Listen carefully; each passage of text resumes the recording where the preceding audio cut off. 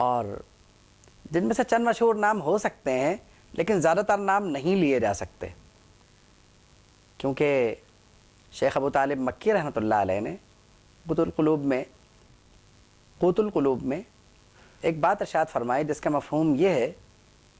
کہ کچھ حضرات ایسے ہیں جن کے سلسلہ بیعت موجود ہیں، کچھ حضرات ایسے ہیں جن کی کتابیں موجود ہیں، یعنی ان کے سلسلے سے بیعت نہیں ہوا جا سکتا، کچھ حضرات ایسے ہیں جن کی کتابیں یعنی تصانیف اور سلسلہ بیعت دونوں موجود ہیں، اور کچھ کے دونوں ہی موجود نہیں ہیں۔ ایک بات آپ ذہن میں رکھیے گا، شیخ سعدی رحمۃ اللہ علیہ نے اپنی ایک مشہور نظم کریمہ میں ایک شعر تحریر فرمایا خلاف پیمبر کسے راہ گزیر کہ ہرگز بمنزل نہ خواہد رسید، کہ پیغمبر علیہ الصلاۃ والسلام کے خلاف چلنے والا، شعر کا مفہوم عرض کرتا ہوں، پیغمبر صلی اللہ تعالیٰ علیہ وسلم کی خلاف ورزی کرنے والا،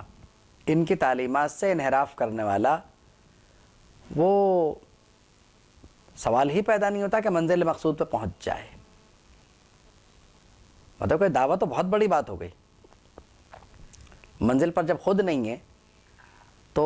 اپنے حلقے کو کہاں سے لے کے جائے گا وہ؟ تو بات یہ ہے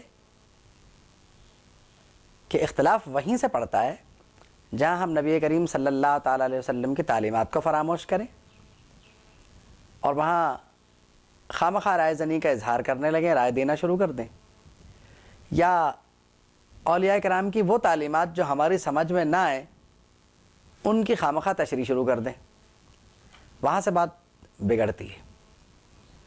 بہت سارے اولیاء کرام ایسے ہیں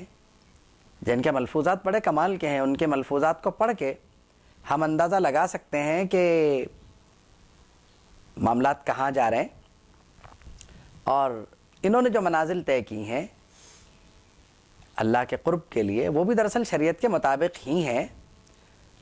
اپنی آسانی کے لیے انہوں نے منازل مقرر کر لی ہیں، اور ان منازل پر بھی یعنی اگر کوئی قائم رہے تو کوئی ایسی بات نہیں ہے۔ مثال کے طور پر آپ یہ دیکھیں کہ کسی چیز کا تعین کوئی بری بات نہیں ہے، یعنی تعین کسی شے کا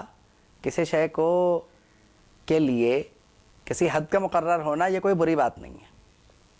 مثال کے طور پہ ہم عام زندگی میں کہتے ہیں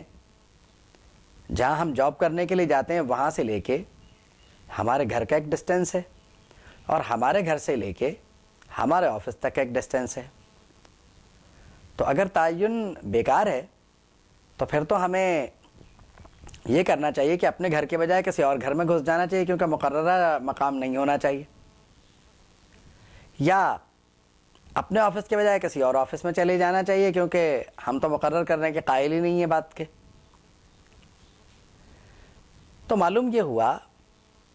کہ کسی حد کا مقرر کرنا یا کسی وقت کا مقرر کرنا یہ کوئی بری بات نہیں ہے۔ آپ کہیں گے کہ دنیاوی امور میں، تو دنیاوی امور میں اگر وقت کا مقرر کرنا، مقام کا مقرر کرنا ٹھیک ہے، تو پھر دینی امور میں بھی ہو سکتا ہے، یہ کوئی اتنا بڑا مسئلہ نہیں ہے جو طے نہ ہو سکے۔ اب آپ کہیں گے کہ میں نے صوفیاء کرام کی تعلیمات کا بڑا مثبت رخ آپ کے سامنے رکھا ہے، یہ بھی تو ہو سکتا ہے کہ ان کی تعلیمات میں کچھ ایسی باتیں ہوں جو شریعت سے متصادم ہوں۔ تو بات اصل میں یہ نہیں ہے، بات یہ ہے کہ ایسی تعلیمات کے لیے یہ کیا جا سکتا ہے کہ ان کتابوں کو چھوڑ دیا جائے جو ہماری سمجھ میں نہیں آ رہی، اور ان کتابوں کو لیا جائے جو ہماری سمجھ میں آ رہی ہوں، تو بات بڑی آسانی سے بن جاتی ہے۔ لیکن اگر ہم نے یہ کیا کہ کوئی چیز سمجھ میں نہیں آ رہی تو پھر کسی سمجھدار سے پوچھ لیا جائے، اگر یہ ممکن نہیں ہے تو وہ اس کتاب کو چھوڑ دیا جائے، کیونکہ اس کے علاوہ اور بہت ساری کتب بھی ہیں۔ کیونکہ ہم خواہ ایک ایسے رستے پہ کیوں چلیں جس سے کوئی بات ہمارے سمجھ میں نہیں آ رہی، اور ان ولی کامل کے خلاف خواہ ذہن جو ہے وہ نئی نئی باتیں ایجاد کر رہا ہے اور ہمیں شک میں ڈال رہا ہے. تو ایسی کتابوں کا بے شک ہمیں شوق صحیح، مگر بہتر یہی ہے کہ جب تک انہیں کوئی سمجھانے والا نہ ملے ان کتابوں کو ہاتھ نہ لگائیں، یا پھر جتنی سمجھ میں آتی ہیں اتنی سمجھنے کے بعد باقی کو چھوڑ دیا جائے. اب ظاہری بات ہے کہ تصوف کو فلسفے کی مدد سے سمجھنا ضروری نہیں ہے. تصوف تعلیمات شرعیہ سے اور شرعی تعلیمات کی مدد سے سمجھا جا سکتا ہے، یہ کوئی اتنا بڑا مسئلہ نہیں ہے. مگر اگر ہم نے اسے فلسفے سے سمجھنے کی کوشش کی تو بڑے بڑوں کی کشتی تو پار لگ جاتی ہے، ہماری کشتی جو ہے شاید ڈوب جائے. یعنی عوام تصوف کو فلسفے کی مدد سے نہ سمجھیں. عام طور پر وہ طبقہ جو تصوف سے گریز کا رجحان رکھتا ہے، تصوف تھوڑا دور رہتا ہے، اب ان میں بھی کئی باتیں ہیں. ایک تو وہ ہے جو ان حضرات سے دور رہتا ہے اور کوئی بات نہیں کرتا، باقی معاملات میں خاموش رہتا ہے. اب ان کا تو ہمیں نہیں پتہ، ہو سکتا ہے کہ وہ یہ سمجھتے ہوں کہ ہم ان کی تعلیمات میں عمل کرنے سے بے بس ہیں، اور یہ بھی ہو سکتا ہے کہ وہ عوام کو کچھ نہ بتانا چاہتے ہوں، جو ان کے دل میں ہے وہ دل میں ہے. لیکن ایک وہ طبقہ ہے جو ان تعلیمات کی کھلے بندوں ایسی تشریح کرتا ہے جس سے عوام ان باتوں سے بیزار ہو جاتے ہیں. لیکن وہ ایگزامپل کس کو بناتا ہے؟ جب تشریح کی جاتی ہے ان تعلیمات کی تو مثال کے طور پر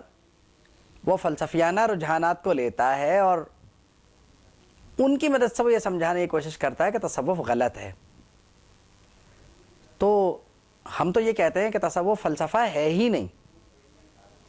تو آپ اس کی مدد سے تشریح ہی غلط کر رہے ہیں. آپ بنیادی اصولوں کی بات کیجئے، اور بنیادی اصول پر اگر آپ بات کریں گے تو آپ اسے غلط قرار نہیں دے سکتے.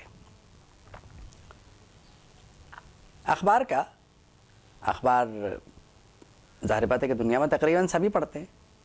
تو ہمارے یہاں